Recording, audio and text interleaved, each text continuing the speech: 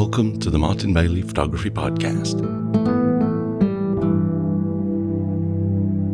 It's April 27, 2021, and this is episode 738. Okay, so I can almost see some of you rolling your eyes as we get into this one, but I wanted to update you on my latest crazy project, which is turning out to be, as I expected, a bit of a rabbit hole.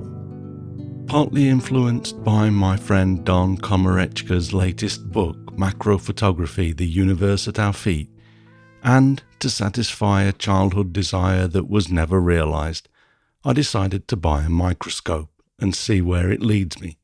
Now, of course, my main goal is photography, not research, so there are a number of things that I've kept in mind and a number of things that I'm learning along the way that I feel may be useful. So in true MVP form, I'm going to share my journey with you. As we get started, I want to make it totally clear that this is me sharing my findings as a complete newbie. The first time I ever looked through a microscope was last Friday, April 23, 2021. That may surprise those of you with a half-decent education, but unfortunately, that opportunity passed me by. So here I am, at 54 years of age, looking through a microscope for the first time. Luckily for me, I never grew up, so the wonder is there, and I'm finding myself giggling like a teenager each time I drop a new slide onto the mechanical stage and peer through the jewel eyepieces at yet another wonder. I'll explain what I've bought shortly, but I need to give you more background on this first, as I really am scrambling my way through this, trying to set myself up with the necessities while trying to avoid spending too much money, so I'm working in relatively small but planned stages. The first step was to order a compound microscope. I was aware when I placed my order that this may not be ideal for some of the work that I want to do.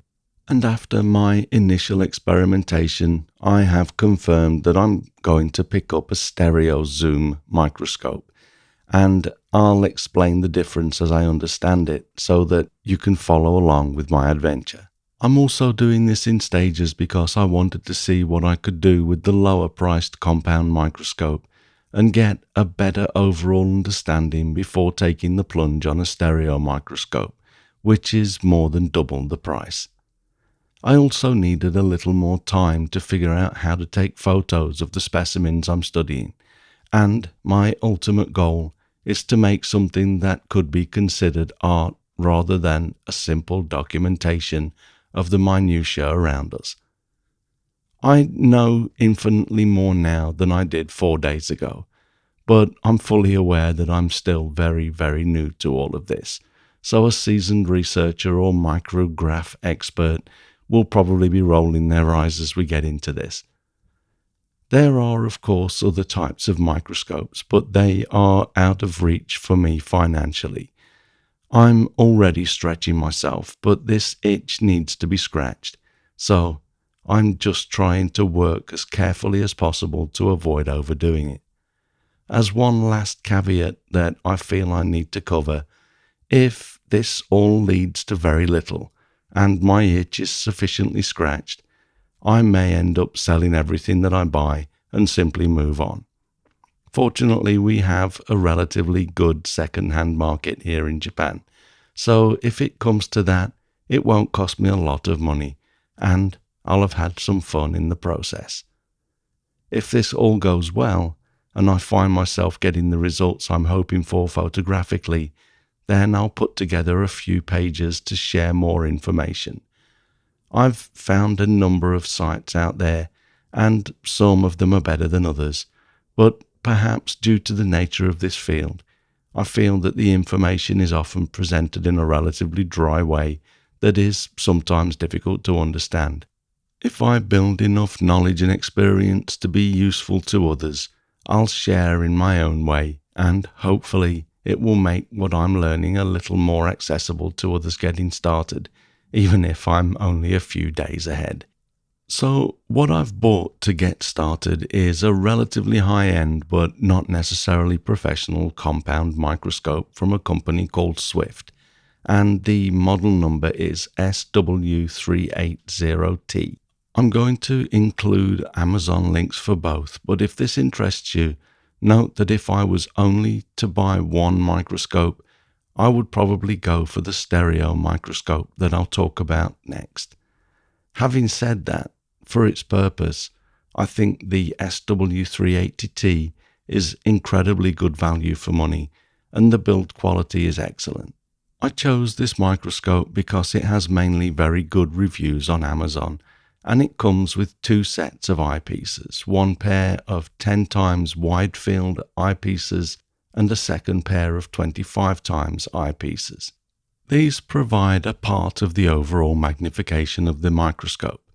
The second part of the magnification equation comes from the objective lens, which sits directly above the specimen. The microscope's nose piece houses 4 objective lenses, with a 4 times, which coupled with the 10 times eyepiece gives me 40 magnification. The second is a 10 times objective for a 100 times magnification, then a 40 times for 400 magnification, and a 100 times objective for 1000 times magnification. If I switch to the 25 times eyepieces, I get a maximum of 2500 times magnification. Although this is probably run-of-the-mill for a seasoned user, I find it pretty interesting and somewhat disturbing to find that to use the 100 times objective, I have to apply a drop of oil to the top of the specimen slide and then rotate the lens into place, actually coming into contact with the oil. When you're finished, you have to wipe the oil off with lens cleaning paper. Because of this, if I decide to keep this microscope, I will probably pick up a 60 times objective lens and switch it out for the 100 times. The jump from 40 to 100 is huge, and I think I'd probably find the 60 times objective more useful. With a good understanding of the physics behind my camera and how light travels through my lens and is focused and adjusted by the aperture, I have found the physics behind the microscope to be truly fascinating too. As you can see in this photograph, which I've posted on the blog at mbp.ac/738, the microscope comes with a built-in LED light that sits under the slightly frosted diffuser, and this has a knob to adjust the amount of light passed up through the base of the slide. What I was not aware of or expecting is that there is what's known as an Abbe condenser between the LED light and the slide, and this condenser unit contains an adjustable diaphragm. What I found completely fascinating is that the image you see through the eyepiece increases in contrast as you make the diaphragm smaller, to the point where you start to see nasty diffraction halos around everything if you take it too far. It's amazing to me that the image can be affected in this way by focusing the light with the diaphragm, even though it's not actually inside the lens like the aperture of a regular camera lens.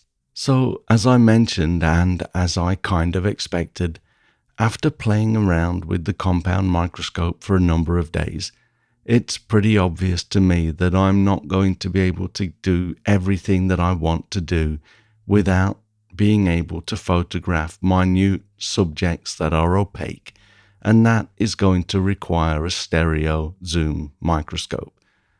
The compound microscope requires that the objects I shoot are transparent, at least to a degree, but with the stereo microscope, I can photograph pretty much anything simply by positioning it on the stage. So I've placed a second order for an Amscope Professional Trinocular Stereo Zoom Microscope. As the name implies, I can actually zoom between the two extremes of the magnification of this microscope, and it also comes with two Barlow lenses, which enable me to adjust the working distance and essentially the magnification as a result. Without a Barlow lens fitted, the zoom range is 70 to 90 times magnification. If I fit the 0.5 times Barlow lens, it increases the working distance and provides a zoom range of 3.5 to 40 times magnification. With the 2 times Barlow lens fitted, the working distance is greatly reduced and the magnification ranges from 14 to 180 magnification. Before using the compound microscope, I would have thought that 180 times magnification would be too short for some things, but I now know that even this range will be plenty for most of what I want to do with opaque objects. The next part of the puzzle has been figuring out the best way to attach a camera, once again without breaking the bank. If you look at the photo of the microscope I already have, you'll see a third cylindrical port in the top, which is the camera port. The stereo microscope that I have on order also has a camera port of the same size, so whatever I decide should be compatible with both microscopes. I've spent a lot of time researching this and basically narrowed it down to two options, the first of which is dedicated microscope cameras. Both systems that I have bought into, Swift and Amscope, have their own cameras. They look fine, but the maximum resolution I can see available at this point is 20 megapixels. That's very respectable and may end up being what I go with, but they seem somewhat overpriced for what they are. Another benefit of going with cameras from these microscope manufacturers is that they provide detailed information about the size of the subjects you're working with through the accompanying software. That will be useful, although I probably am going to pass on this option. The second option is to use an adapter to attach my Canon EOS R5 to the camera port on these microscopes. I've seen a lot of adapters online, but most of them are simply tubes that allow you to connect the camera to the camera port without any additional optics, and most of the reviews show that this provides quite poor image quality. The system that I've been looking into from a company called Raymer includes what's known as a relay lens, which also doubles the image size, which will give me a full 45 megapixel image of the center of the image circle from the microscope, essentially cropping out the largest possible 3:2 aspect ratio image. So I'm not photographing a circle of information and then having to crop away the black corners. The other great benefit to this option is that they have an EOS RF mount adapter, so I can use it with my EOS R5. Both options also provide the ability to shoot video, but the frame rate is somewhat limited on the native manufacturer optional cameras. My R5 will probably give me better images and video if the image quality lives up to my expectations. There is another option that I researched that I know would be great, but at around $1,500, it's almost double what I'll pay for both microscopes and the Raymer adapter, so it's just too costly for me to justify at this point. Again, I'll keep you posted on this option, but I think the Raymer adapter is going to be the way to go. I should also mention that I have experimented with another way to make photographs of what I'm seeing, which is to simply photograph directly through one of the two eyepieces of the compound microscope. This works, but is very cumbersome and time-consuming. I initially tried just hand-holding my camera and pointing it into the eyepiece, and the images are just not very sharp. I then tried using a tripod, And although this enabled me to get some shots, aligning the camera with the eyepiece so that it's exactly in the right position and square to the image plane takes a number of minutes.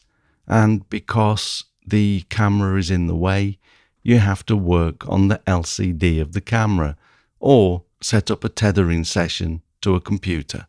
When I get my stereo microscope in a week or so, I will hopefully have an adapter by then too, and understand that to use the camera port you have to pull out a stopper that shifts the prism over to switch the image from the stereo eyepieces to the camera port. You can't use them both at the same time, so I will be setting up tethering anyway, so that I can look at my subjects and shoot directly to my computer with that. But with the compound microscope, I can use both the camera port and the eyepieces at the same time, so it's more tempting to just have the camera set up for when I'm ready to record an image or video, but do most of the work through the eyepieces. Here is a photo that I shot through the eyepiece of a cross-section of a pine needle from a set of 50 prepared slides that I bought to give myself something to look at as I got started. It's a fascinating set to look through, and at little over $20, great value, although some of the slides are of poor quality.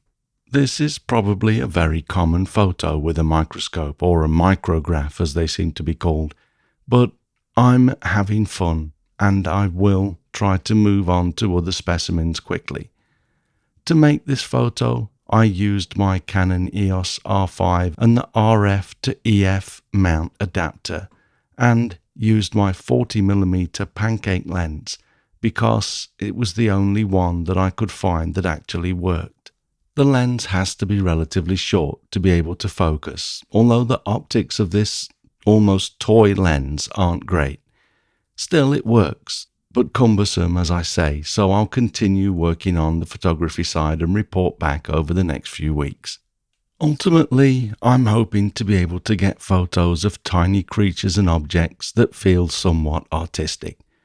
I'm not necessarily intending to use the white background that I get with the compound microscope, and I won't necessarily be working with partially transparent subjects. One thing I've found is that there's a technique called dark field microscopy, where you use a small black disc to block the light from hitting the bottom of the subjects on the slide directly, but allows the light to spill onto the subject from around the edges. I've tried with a makeshift filter, and it's possible, but I ended up ordering a set of filters that sit in the holder below the diaphragm of my compound microscope and will enable me to shoot subjects in what will perhaps be more pleasing light for some subjects. The big decision that I have to make over the next few weeks as I get into this more is whether or not I'm going to keep the compound microscope. I really like being able to view subjects at such high magnifications, but as far as imaging is concerned, I think the 100 times magnification is going to be the most useful, and I may occasionally use the 400 times magnification, but if I decide to keep this microscope, the stereo microscope that's on its way comes with a 2 times Barlow lens, which will take my magnification to 180 times, and I am pretty sure that this is going to be enough for the vast majority of what I want to do. I'm going to give the compound microscope a good run for its money before I make my final decision though. I'm finding it fascinating and a lot of fun, and as I work on my ability to prepare my own slides, maybe the answer will be to simply keep both microscopes for their own unique capabilities. I'll keep plugging away at this and let you know how I get on soon. The government's handling of the pandemic here in Japan is proving them to be less than incompetent, and as we enter the third state of emergency, getting out and about is still challenging. This is another reason why I'm looking past what the naked eye can see and learning new things has always been one of my major driving forces. Right now, I feel as though I'm drinking from a fire hose, and I like that. Thanks very much for listening today. If you enjoy this podcast, please share a link with your friends. Subscribe in iTunes or your favorite podcast program to ensure uninterrupted delivery. If you have a moment to rate the podcast or leave us a review in iTunes, that helps to keep us relevant in the huge number of podcasts out there now. You can find me on Instagram, Facebook, Twitter and LinkedIn, and links to everything that I'm up to are at martinbaileyphotography.com, so do drop by and take a look. I'll be back next week with another episode, but in the meantime, you take care and have a great week, whatever you're doing. Bye-bye.